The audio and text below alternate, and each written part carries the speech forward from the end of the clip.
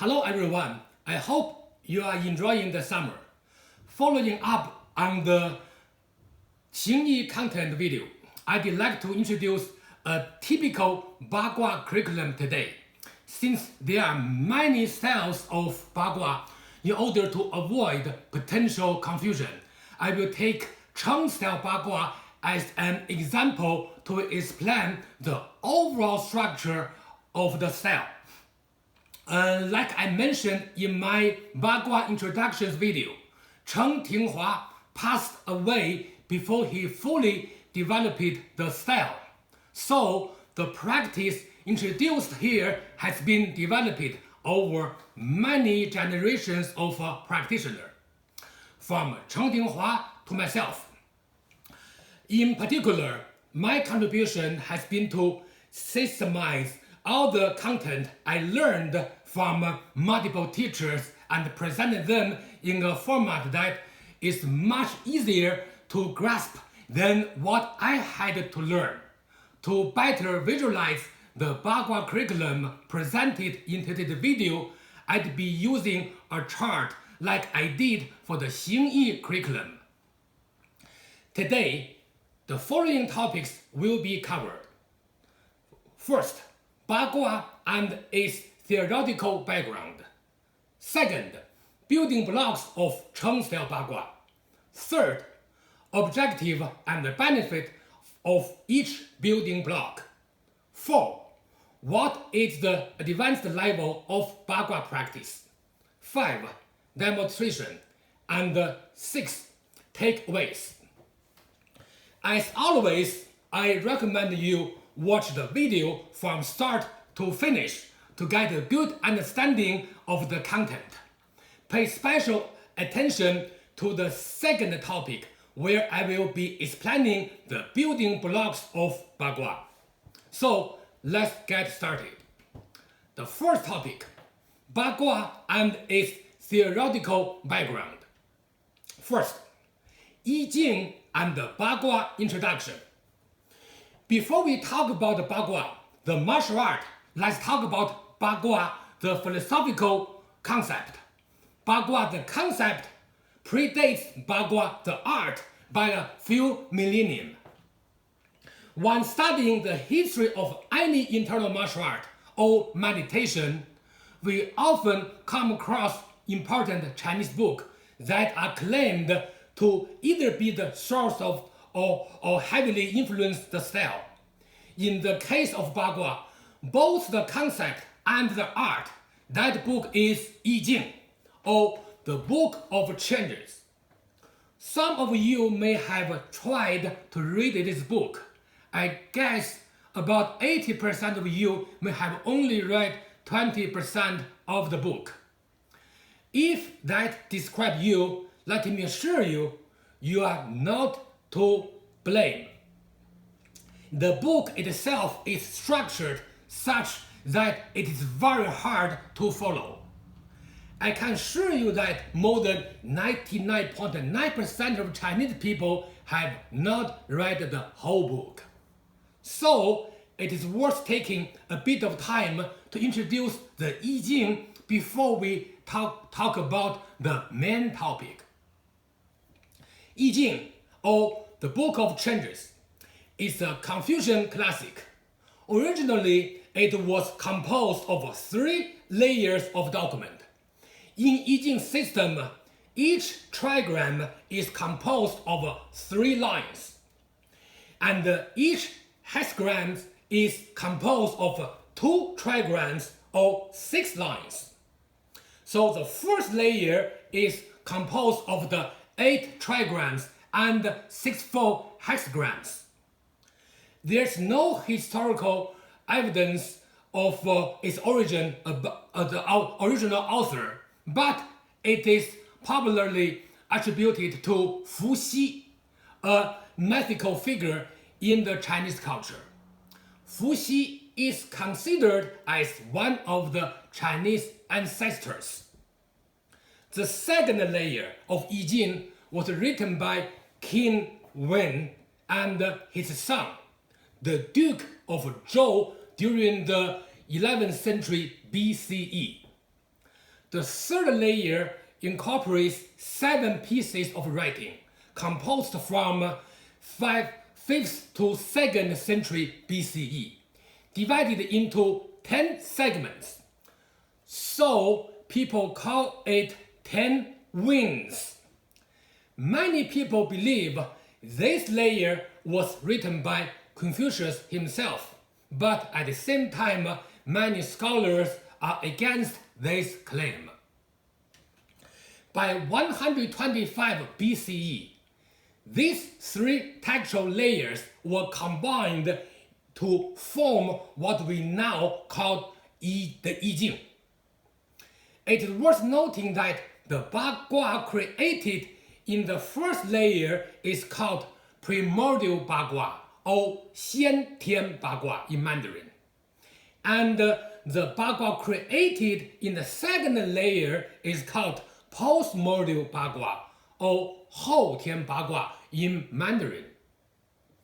The primordial Bagua is mainly focused on the description of natural events, while the postmordial Bagua mainly focuses on the relations between humanity and nature, and the complexity of human life. Then, 10 winds section follows the same theme as the second layer. By the way, I Ching is also called Zhou Yi. The first layer of I Ching consisted of 3 books. However, 2 of them written before the Zhou dynasty were lost, and only the book written in Zhou dynasty survived. That's why people often call the entire book Zhou Yi. Another meaning of Zhou is circulation or changing, which coincidentally describe the nature of this book. Now let's talk about the differences between the primordial and the postmordial Bagua concepts. To summarize, there are 3 differences here. First, the primordial Bagua was created by Fuxi, the figurative ancestor of Chinese people. The postmordial was created by Qin Wen and developed by his son. Qin Wen studied the primordial Bagua first and modified it to create postmordial Bagua later when he was in prison. Second point, different layout and representation of its directions. Many entities are present in both primordial and postmordial Bagua, but they often represent different things. In the primordial Bagua, Qian is the sky and represents south, but in postmordial Bagua, it represents northwest. In primordial Bagua, Kun is the earth and represents north, but in postmordial Bagua, it represents southwest. Third point, the primordial Bagua is mostly used to explain and predict the changes in nature phenomenon, while the postmordial Bagua is used to explain and predict human behavior changes and its consequences. Therefore, over many millennia, postmordial Bagua has especially gained cultural significance as a forecasting tool. I Ching is one of the oldest Chinese philosophical documents. Its underlying philosophy is the notion that the cosmos is in the process of constant change, without beginning or end. And it is the perpetual process that reflects 3 key characteristics, including continuity, wholeness, and dynamism. In the interest of time, I won't go into detail today, but I will focus on it sometimes in future. Second point, Bagua as a philosophical term, and Bagua or Baguazhang as a martial art style. As mentioned in the previous topic, Bagua as a concept implies perpetual change. Baguazhang as a martial art style uses this very philosophy in its movements, and as a result, people use the same term, Bagua, to describe the style. In the beginning, Dong Haichuan and his disciple, at the most, only adapted the philosophical Bagua concept into the process of naming the 8 Baguazhang palms and guiding their martial practice.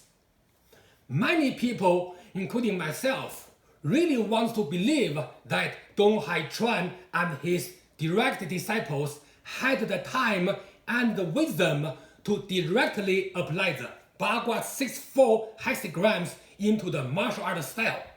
Unfortunately, the documents written by Dong Haichuan and Cheng Tinghua contains no evidence to provide that either one of them had done it. So, if someone claims that their 6-4 palms can be traced back to directly to Dong Haichuan, they are lying to you. The first formally written document which explained the application of the concept of Bagua to the martial art was the book by Sun Lutang, published in 1917. Though it can be considered a further development, it still fell short of explaining concepts beyond the basic level.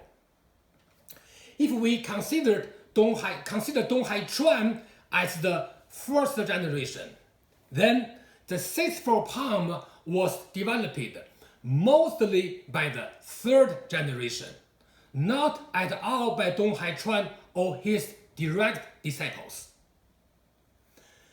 The third generation of Bagua practitioners started using the primordial Bagua concept to guide the body structure, basic palm change, circle walking, and other training methods that focus on Bagua foundation. For example, the head is the qian or the sky trigrams, which need to be extended upward. The stomach is the kun or earth trigram, which needs to be solid and its energy should sink downward.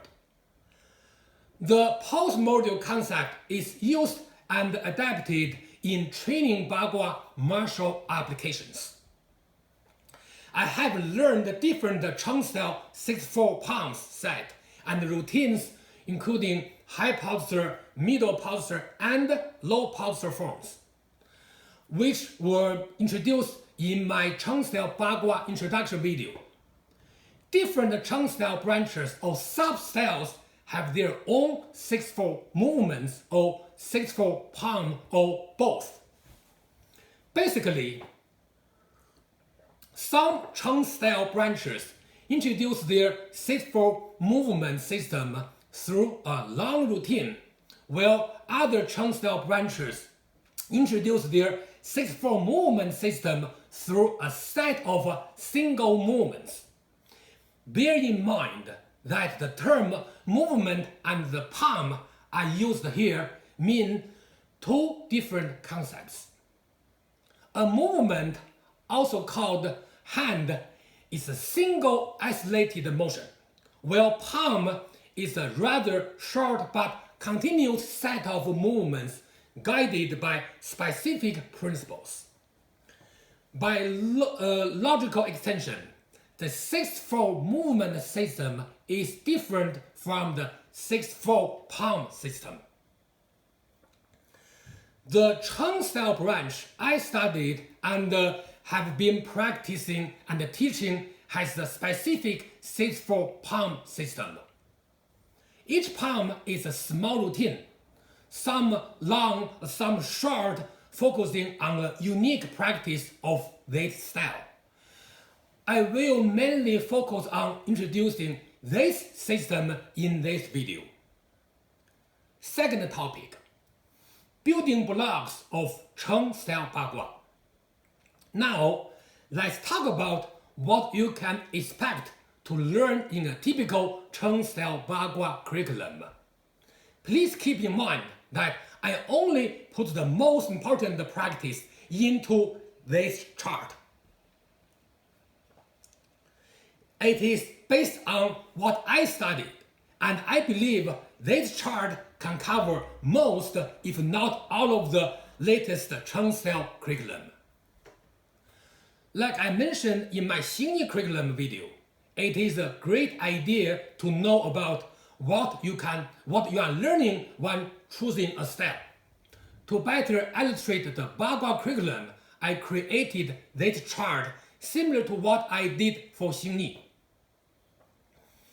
In my opinion, to be considered a qualified Baguazhang teacher, you should know the first 8 blocks and at least be working on the final block.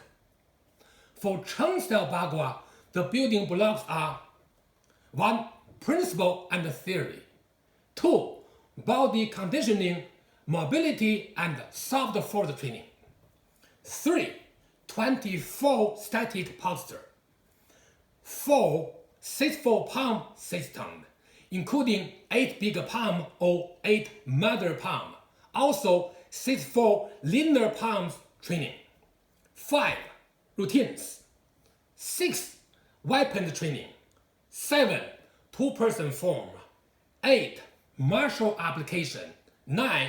Internal cultivation.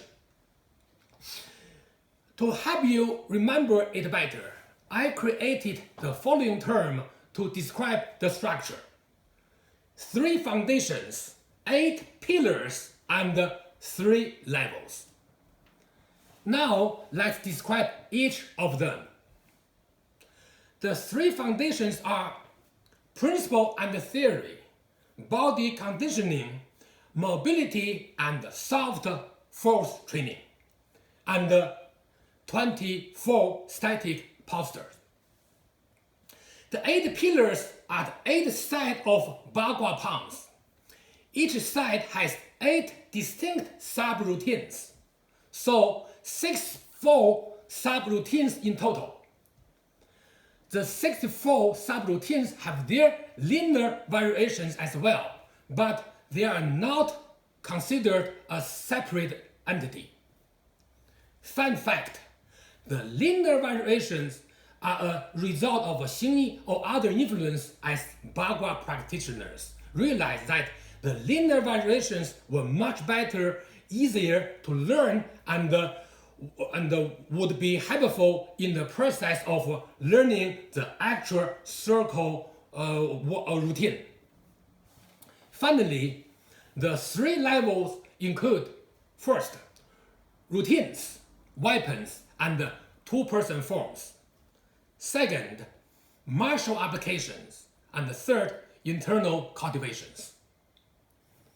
Now, let's look into each of them. First, principle and theory. Any internal style of practice needs to integrate a principle and theory into its training. So, understand this part can help practitioners build a strong foundation and guide their practice further. Key concepts in Bagua include but are not limited to 一元 or one origin or one energy, 两仪 or two poles, 3 才 or 3 levels, 4 四象 or 4 images, 5 五行 or 5 elements, 6 六合 or 6 harmony, 7 七星 or 7 stars, 8 八法 or 8 method, 9 九宫 or 9 palaces, 10 实力 or 10 forces. I will explain this in future videos. Second, body conditioning, mobility, and soft force training. Body conditioning exercises in Bagua are similar to those in other internal styles, especially very close to Xingyi training. However, the Bagua body mobility training is unique to this style. Basically, this training focuses on the back, hips, and steppings. If you consider each training section at least 1.5 hours, the body conditioning and mobility training should be the first 20 minutes at least. I always emphasize this while teaching. Soft force training, the major difference between Bagua and the other style is that Bagua practitioners should focus on soft force training from the beginning itself. For example, in Xingyi, we focus on hard force training in the beginning. Gradually, soft force gets built based on the hard force. But in Bagua, soft force is practiced right away in the beginning by adjusting the body structure. It is especially important in Cheng style that soft force be the priority. Then, a hard force will be built based on the soft force. I will explain this more in future videos. Fortunately, there are many exercises in Cheng Style Bagua to help people achieve this kind of skills. 3. 24 postures. Very often, we call this static posture circle walking. This consists of walking along a circle while maintaining a static posture in the upper body. In other words, holding a stance while walking. Traditionally, there are 24 such postures along with a changing movement between two directions while walking along a circle, and also the transitions between two different postures. The reason for 24 posture is that there are 3 levels of hand position: high, middle, and low structure, with 8 postures each to compose a total of 24 different postures. 4. 8 pillars, or the entire 6-4 palm plus linear palm variations. Based on historical records, Dong Haichuan taught his disciples differently according to their prior training background. Out of the 8 big palm practice, the core practice of any Bagua style, however, only the first 3 palms were similar across different Bagua schools, including Cheng style. Due to Cheng Tinghua's untimely passing, his children and his students kept developing this style according to their understanding. That's why there are different Cheng style branches existing today. I talk about this topic in my Cheng style introduction video. I recommend you check that out later if you are interested. Then come to the 3rd generation of Cheng style practitioners. Some masters in this generation developed the 6-4 palms. The 6-4 palm are divided into 8 sets of 8 palm each. The first palm of each of the 8 sets is called the mother palm or big palm. So there are 8 big palm and 8 mother palm and 56 sub palms to make up the 6-4 palms in Cheng style. The 6-4 palm practice is considered as the core content of Cheng Style Bagua. Furthermore, in order to emphasize Bagua power training, Cheng Style added 6-4 linear palm variations, extracted from the 6-4 palms and then simplified by focusing on the most important applications and the techniques for each of them. Also, I would like to re-emphasize here that some Cheng Style schools use some long routines which contains 6-4 techniques to practice the 6-4 palms. Very often, it is called 6-4 hand. That is a different approach, and they are effective in training as well. When I was learning the 6-4 palms from multiple teachers, I noticed a lack of organization of movements which made them hard to follow. For the last 20 years, I have been working very hard to organize these 6-4 palms such that they are easier to teach and remember. Typically, I teach the entire 6-4 palm set once every year to my students in Montreal. In the beginning of my teaching career in Canada, I had to make some major changes to the 6-4 palm sequence. That has stabilized over the years, and now I mostly focus on teaching them the detailed movement for each palm. Call me biased, but I can confidently say that so far it is the most developed 6-4 palm set in terms of completeness, abundance of techniques, and integrity of lineage. Now come 3 more building blocks, and these are at the same level, including routines, weapons, training, and 2-person forms. The 5th building block consists of routines. In this process of Cheng Style development, especially since the 3rd generation of masters, some routines have been developed, such as swimming body, linking palm routine. Actually, after learning the 6-4 palms, it's very easy to develop a new routine since people can just choose some of the 64 sets and link them together for a new routine.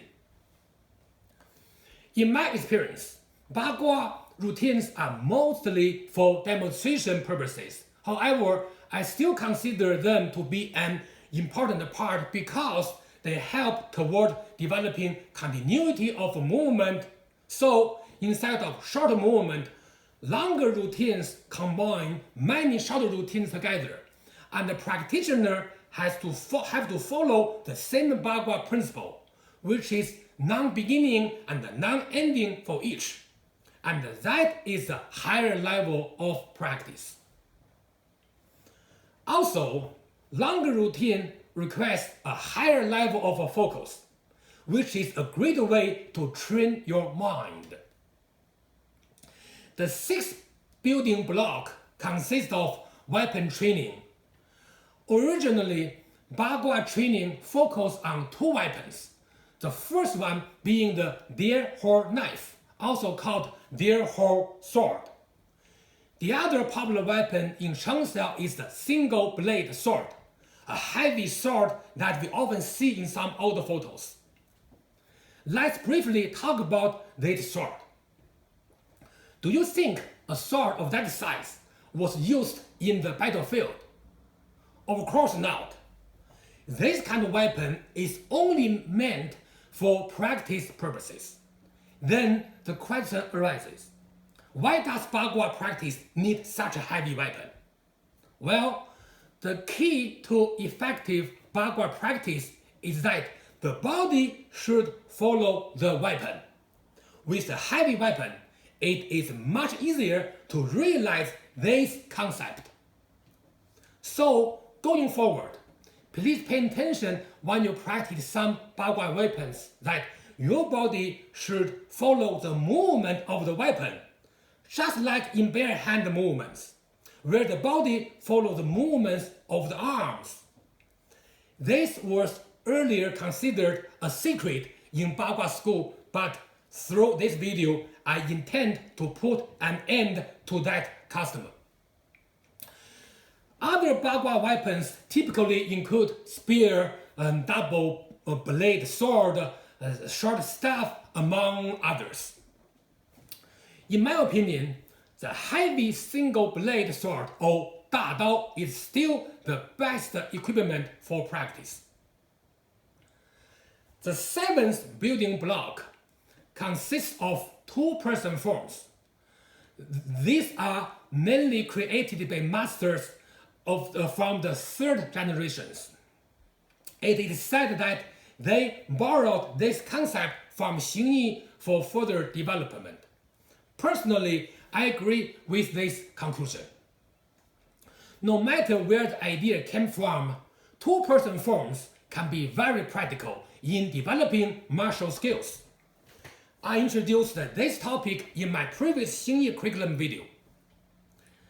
Pay attention when you practice Bagua two-person forms. Try not to use direct attacks, but instead try to apply circular movement and avoid the opponent's attack by applying Bagua circle walking and body movements. The eighth building block consists of martial applications. Without the martial applications, Bagua practice is merely a dance rather than a self-defense system. Fortunately, each single movement in Bagua is backed by one or more applications. To practice application, students should get help from the teacher in explaining the usage of each movement in a routine. This is why we have a 6-4 palm and each palm focus on at least one application. If you are a Bagua teacher, my advice to you would be to demonstrate the application along with the movements, regardless of whether the students are able to apply it or not. That is how I teach my students, and I notice that this helps students to better visualize the purpose of the movement, and they can then perform the movements with intention instead of performing aimless movements. The ninth and final building block consists of internal cultivation. This is a very interesting topic. I believe that the real benefit of Bagua lies in its internal cultivation function. The slow circular movement offers a better chance for Bagua practitioners to achieve this goal. The sad truth is that the internal cultivation in Bagua was mostly a lost art for the last half-century. However, some practitioners of prior generations did make efforts toward practicing internal cultivation. One such practitioner was Sun Xikun, a direct student of Cheng Tinghua, the son as well as direct students of Cheng Tinghua, or the founder of Cheng Style Bagua. Sun Xikun published a book in 1934 in which he introduced a Taoist meditation master by the name Zhao Bichen. Zhao Bichen was the founder of the Qianfeng style of Taoist meditation. He published this book by the name 性命法诀明旨, or Clear Instruction of Nature and Spirit. In the 1930s, which had a huge influence in Tianjin, as well as other part of China, Sun Xikun adopted this method in his Bagua practice and developed the practice of slow circular movements. So, for internal cultivation purposes, you can practice Bagua in slow motion, similar to Tai Chi speed, and focus on feeling the energy in your practice. Or follow some specific practice method, such as the one introduced in Sun Jikun's book. I have studied this practice and may talk about it in the future. So far, I have briefly introduced the basic content of the Cheng Style Bagua that I teach. I hope it has illustrated a clear picture of this style. Third topic, objective and the benefit of each building block. Now, I'd like to explain the objective and the benefit of each building block by summarizing each of them. Principle and theory. The first block helps to build a strong theoretical foundation for further practice. Body conditioning, mobility, and soft force. The second block helps to build a strong physical foundation for further practice. 24 postures, the third building block, can be considered the equivalent of 站桩 or stance practice in other styles with the addition of circle walking to it. The iconic exercise of Bagua is its circle walking movement, and the 24 posture play the expected function that stance training does in other styles. The 8 pillars of Bagua consist of 6-4 pounds and 6-4 linear variations, which make up the core practice of Cheng Style Bagua. I cannot emphasize enough the importance of 6-4 pounds. Then come to the routine, which can be practiced for continuity and demonstration purposes. Also, it can provide other benefits such as those from cardio exercise. Weapons are considered as the extensions of the body. Weapons training can not only improve our bare hand ability, but it can also help us understand Bagua practice better, while also making practice a lot more fun. Two-person forms can quickly improve self-defense skill since it imitates combat situations by applying a fixed practice routine.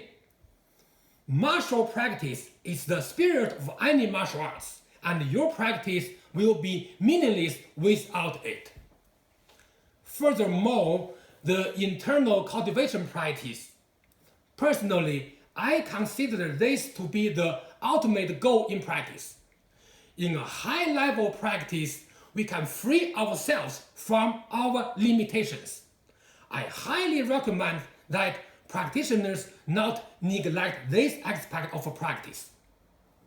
Practice such as meditation can be a great addition toward this goal.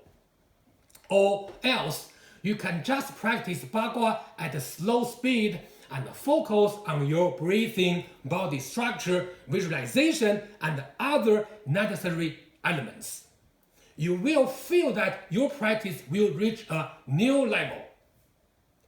Topic 4. What is the advanced level of Bagua practice? To answer this question, we have to return to the original philosophical objective of I Ching, or the Book of Changes. So, following the concept of continuity, non-beginning and non-ending, and adapting your practice according to the specific situation is the key. At this level, you should focus on improvisation of Bagua movements by following the natural, spontaneous body motion while still respecting and maintaining the Bagua martial principles. This topic can be elaborated further in the future. Topic 5. Demonstration. Hello, today I'd like to share one simple movement of Bagua exercise. Since we don't have a lot of time for this video, so the movement is short. In order to improve the mobility, flexibility, and a little bit of force of Bagua exercise. So we keep the feet at 2 times shoulder width, and then we move 1 pound. So 1, 2, then push. Let me turn the angle. So 1, 2, 3. Now slowly.